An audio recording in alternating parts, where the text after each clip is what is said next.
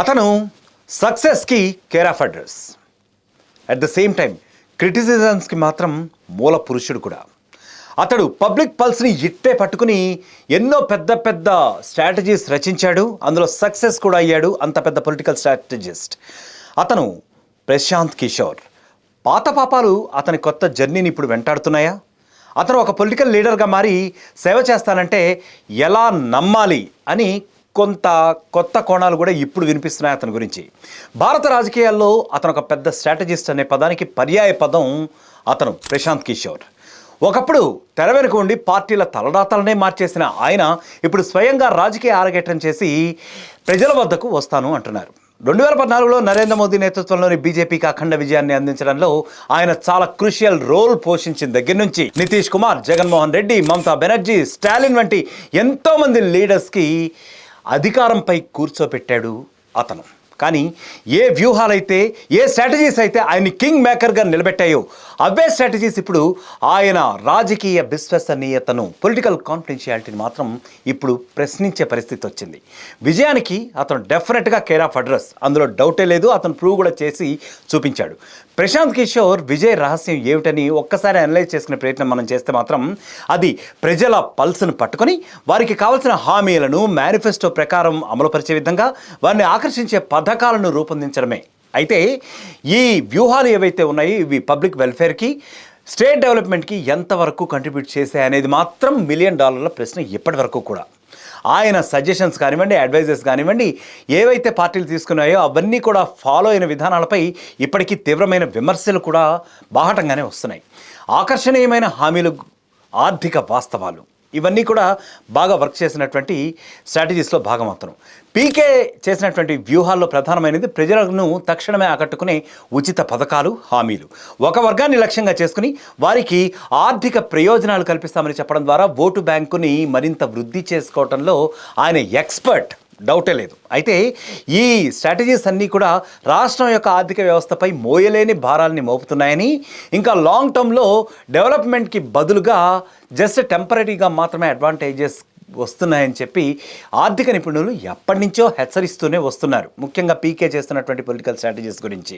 ప్రజలను సాధికారం వైపు నడిపించడం కంటే ప్రభుత్వాలపై ఆధారపడేలా చేసే ఈ యొక్క ఉచితాల కల్చర్ ఏదైతే ఉందో దాన్ని బాగా పీకే ఎంకరేజ్ చేస్తూ వచ్చాడు అన్నది ఆయనపై ఉన్న ప్రధాన అలిగేషన్. సెంటిమెంట్ రాజకీయాన్ని ఒక్కసారి చూడాలి. వాస్తవ సమస్యలు అంటే రియాలిటీల సమస్యలు ఏవైతే ఉంటాయో వాటి నుంచి ప్రజల యొక్క కాన్సన్ట్రేషన్ని డైవర్ట్ చేయడానికి, వాళ్ళ యొక్క ఎమోషనల్ స్ట్రాటజీస్ని రెచ్చగొట్టడానికి సెంటిమెంట్ రాజకీయాలను పీకే బృందం బాగా వాడుకున్నాయి అనే క్రిటిసిజమ్స్ కూడా చాలా స్ట్రాంగ్గా వినపడుతూ ఉన్నాయి. 10 ఏళ్ల నుంచి వినపడుతున్నాయి. ప్రాంతీయ, ఆరోగ్య, సామాజిక అంశాలను ఆధారంగా చేసుకుని లేని సమస్యను ఉన్నట్టుగా, ఉన్న సమస్యను మరింత పెద్దదిగా చూపించేసి రాజకీయంగా ఆయన లబ్ధి పొందారని విశ్లేషకులు ఇప్పుడు అభిప్రాయం వ్యక్తం చేస్తున్న పరిస్థితి అయితే ఉంది. అవసరమైతే నాయకులు శారీరకంగా గాయపడ్డట్టు లేదా కట్టుకట్టుకొని ప్రజల సానుభూతిని చూరుకునే విధంగా కొన్ని డ్రామాటిక్ సిచ్యువేషన్స్ను కూడా క్రియేట్ చేశారని, అవి ఎగ్జిక్యూట్ కూడా చేశారని చెప్పి ప్రత్యర్థి రాజకీయ పార్టీలు ఆరోపించిన సందర్భాలు కోకొల్లలుగా ఉన్నాయి. మనం చూడొచ్చు. యాక్చువల్గా ఒక్కసారి కనుక గతంలో జరిగిన న్యూస్ రివ్యూ చేస్తే ఇవన్నీ కూడా మనకు కనపడతాయి. ప్రజలు ఇప్పుడు హై రేంజ్లో ప్రజలను మోసగించడమే అని చెప్పి పలువురు అభిప్రాయం వ్యక్తం చేస్తున్న పరిస్థితి అయితే ఉంది. తెలంగాణ ముఖ్యమంత్రి ప్రస్తావన కూడా ఇక్కడ మనం ఒకసారి చెప్పుకోవాలి. ఎందుకంటే ఆయనపై విశ్వసనీయత అనేది ఇప్పుడు కొంచెం సవాల్గానే మారుతున్న పరిస్థితి వచ్చింది. ఇటీవల ఒక నేషనల్ మీడియాకి ఇచ్చిన ఇంటర్వ్యూలో తెలంగాణ ముఖ్యమంత్రి తన సేవలను కోరుతూ 4 సార్లు తనను సంప్రదించారని ప్రశాంత్ కిషోర్ బాహాటంగానే చెప్పడం ఇప్పుడు ఒక పెద్ద హాట్ టాపిక్గానే మారిందనుకోవచ్చు. ఒకప్పుడు పార్టీలకు స్ట్రాటజీస్ రచించిన పీకేనే ఇప్పుడు తన క్లయింట్ల వివరాలను బహిరంగంగానే, అంటే ఏమాత్రం కాన్ఫిడెన్షియాలిటీ లేకుండా, ఇంటెగ్రిటీ లేకుండా చెప్తూ ఉండటం తన ప్రొఫెషన్లో అతనికి ఎతికసీ అనేది ఎంత ఉంది అని చెప్పే ప్రశ్నలు తలెత్తేలా కూడా ఉంది. డబ్బు తీసుకుని వ్యూహాలు రచించే వ్యక్తి రేపు తన రాజకీయ ప్రయోజనాల కోసం ఎవరిని గురించి అయినా బయట పెట్టగలడు అనేటటువంటి ఒక అపనమ్మకాన్ని ఇది ప్రజల్లో చాలా గట్టిగా కలిగిస్తుంది అంటున్నారు. ఒక స్ట్రాటజిస్ట్గా వేరు, ఒక పొలిటికల్ లీడర్గా వేరు.